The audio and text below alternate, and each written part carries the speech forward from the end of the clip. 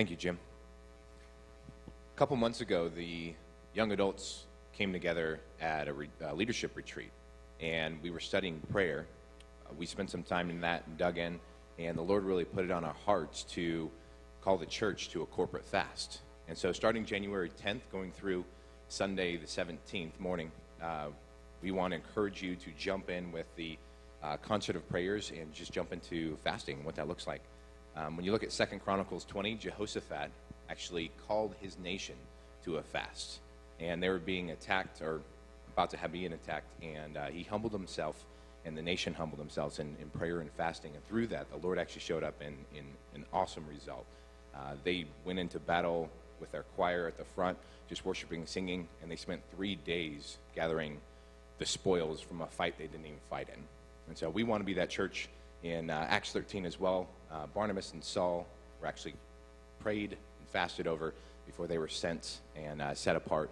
And so that's exactly what we want to do with this church, with us as individuals for this new year, and also for the new pastor coming. So Scott's going to talk a little bit about logistics. No, I won't. You will. So when we look at fasting, it has a lot of biblical precedent and a lot of purpose tied to it.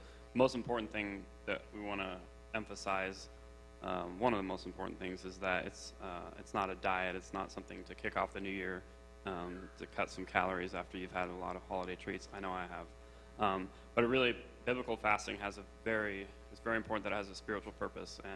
And so for us, we kind of focus on 3 things. One being strengthening prayer. So many times in the Bible when fasting is mentioned, prayer is mentioned with it. Ezra 8:23 says, "So we fasted and implored our God for this, and he listened to our entreaty." Nehemiah 1:4, "As soon as I heard these words, I sat down and wept and mourned for days. And I continued fasting and praying before the God of heaven." In the words of author Donald Whitney, fasting is one of the best friends we can introduce to our prayer life. If this is going to be a powerful, effective week of prayer, and I pray that it is, then what better way to strengthen our prayers with a way that our Lord himself has established and practiced fasting. Second purpose is to seek God's guidance. As we embark on a new chapter here at Trinity Church, as Richard was mentioning, we thought it'd be wise to seek God's guidance for what he wants from us, both individually and corporately, as we get ready for Pastor Next. And there is biblical precedence for fasting for the purpose of more clearly discerning the will of God. Acts 14:23 says, "Paul and Barnabas appointed elders for them in each church, and with prayer and fasting committed them to the Lord, in whom they had put their trust." Before committing elders in the church, they first sought the Lord's guidance with prayer and fasting.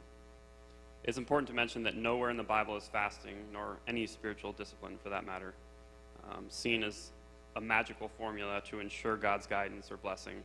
Rather, rightly and humbly practiced, it does make our hearts and minds more receptive to God who loves to guide. The last purpose that we see for this that can be a real blessing is to foster unity. The fasting will be done in private, but knowing that we're doing a biblical activity as a body of believers, not just us as young adults, but really the whole congregation we'd love to see come together and do this in a way, will help to unify us in mission and vision. And I look forward to being encouraged by how God uses the time to heal, strengthen, and reveal his glorious plan for us as people at Trinity Church. Richard, logistics? Now let's do logistics. Make sure to grab one of these connections on the way out. On the inside cover, Bill Bourne actually does a fantastic article and descriptions and tips on what fasting looks like.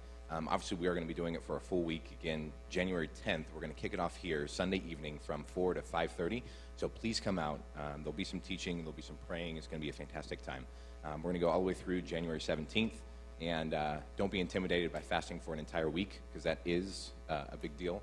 So read the article, Bill Bourne done. There's tips, there's tricks, there's different ways of doing it. And jump in with a body. Let's dig in. Let's dig into what he has more for us for 2016. So January 17th, that morning, young adults will have a light breakfast and refreshments in order to break fast together. And so join us not only January 10th, but then January 17th out on the pavilion just to break fast together. Thank you, guys.